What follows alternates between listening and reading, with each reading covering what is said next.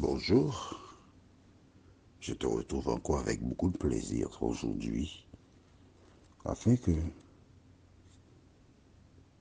Dieu nous accompagne à travers la lecture du jour. Je voudrais te rappeler que Dieu t'aime. Je voudrais te rappeler que l'Éternel est là pour toi. Il ne t'abandonnera jamais. Rappelle-toi, nous avons vu brièvement la circoncision. Ce n'était pas le thème vraiment.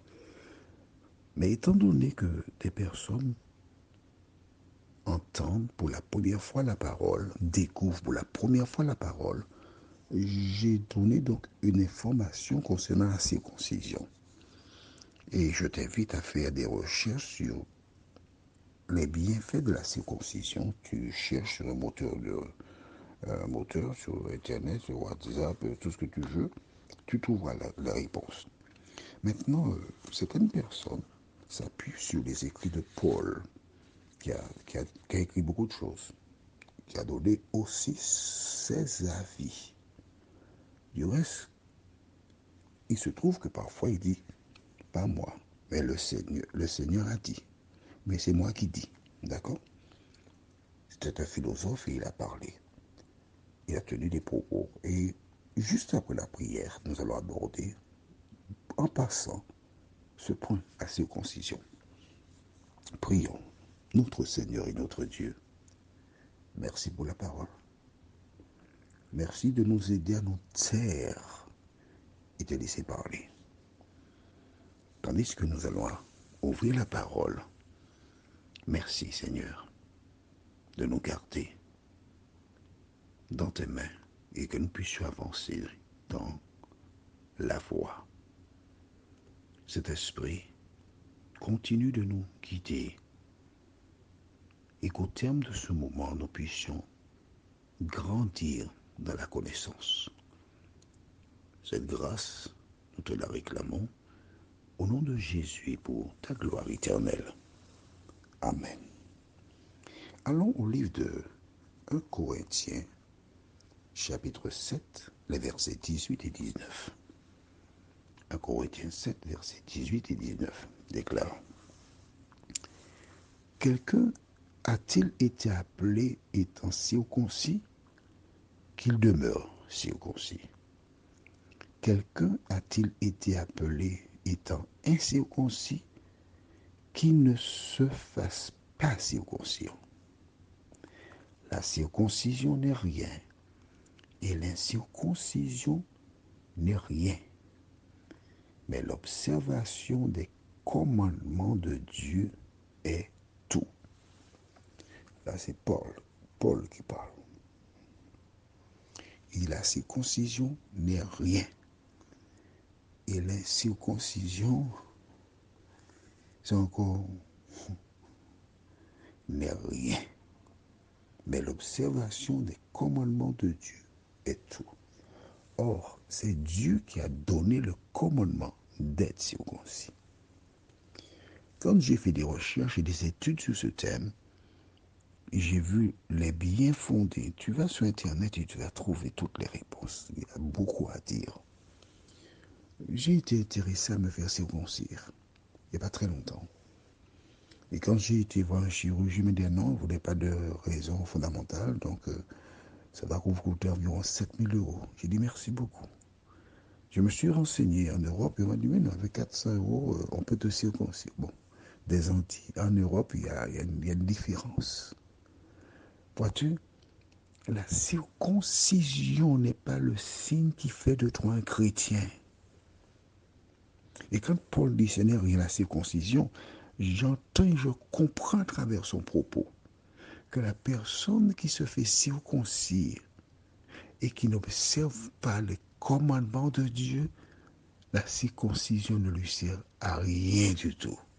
Et la personne qui est circoncis, qui a une attitude contraire à la loi de Dieu, au commandement de Dieu, la circoncision ne lui sert à rien du tout.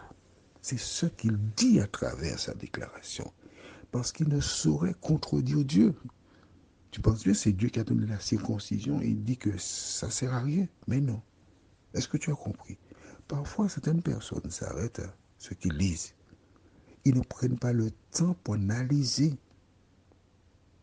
et ils arrivent à des conclusions qui sont éloignées de la vérité. Du reste, Pierre le dit. Mais si je te donnais la référence de Pierre demain, si Dieu nous prête vie. Pour aujourd'hui, lisons dans Luc chapitre 1er au verset 65. Luc 1, verset 65. Tu as trouvé? J'aime bien et je me répète que tu trouves et que nous puissions lire ensemble. Car lorsque nous lisons ensemble, il y a une meilleure compréhension, il n'y a pas de doute. Parce que tu as bien vu que le doute, c'est l'arme du diable. C'est parce que Zacharie avait douté qu'il devait muer. Alors nous lisons dans Luc 1, verset 65, ce qui suit. La crainte s'empara de tous les habitants d'alentour et dans toutes les montagnes de la Judée, on s'entretenait de toutes ces choses. Je relis. Relis avec moi. La crainte s'empara de tous les habitants d'alentour et dans toutes les montagnes de la Judée. On s'entretenait de toutes ces choses, c'est-à-dire on parlait de toutes ces choses. Mais il y a quelque chose qui m'a interpellé. Vois-tu, quand tu lis la parole de Dieu, chaque détail a son importance. Chaque détail. Quel est le détail qui m'a interpellé? Je te laisse réfléchir.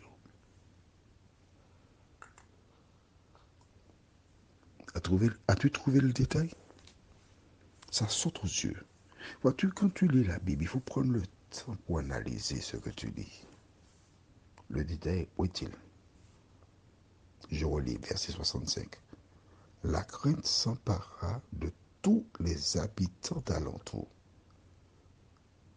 Premièrement, les gens en parlaient, mais pas négativement, mais positivement pour louer l'Éternel. Deuxièmement, et dans toutes les montagnes de la Judée. Voilà ce qui m'a interpellé. Est-ce qu'il n'y avait que des montagnes? Non. Mais les gens étaient installés apparemment dans les montagnes. Pourquoi? Pourquoi avaient-ils conçu leur maison dans les montagnes et vivaient-ils dans les montagnes? Il y a une raison. Je n'ai pas la réponse. L'auteur aurait pu rédiger: la crainte s'empara de tous les habitants d'alentour et dans toutes les régions ou dans tout le pays de Judée, on s'entretenait de toutes ces choses. Est-ce à dire que dans les montagnes, on parlait des choses sacrées, divines, et dans les plaines, on ne le faisait pas? Nous n'avons pas la réponse. Nous ne savons pas. Ne cherchons pas à comprendre. Ce qui est important, c'est que ces personnes s'entretenaient, parlaient des merveilles de l'Éternel. Et toi qui m'écoutes ce matin, ton devoir, c'est de parler des merveilles de l'Éternel, ce qu'il a fait pour toi. C'est ton seul sujet de conversation. Prions notre Seigneur et notre Dieu. Nous voyons que ces personnes s'entretenaient sur des choses positives. Et cela nous fait penser à Marc 5, 19.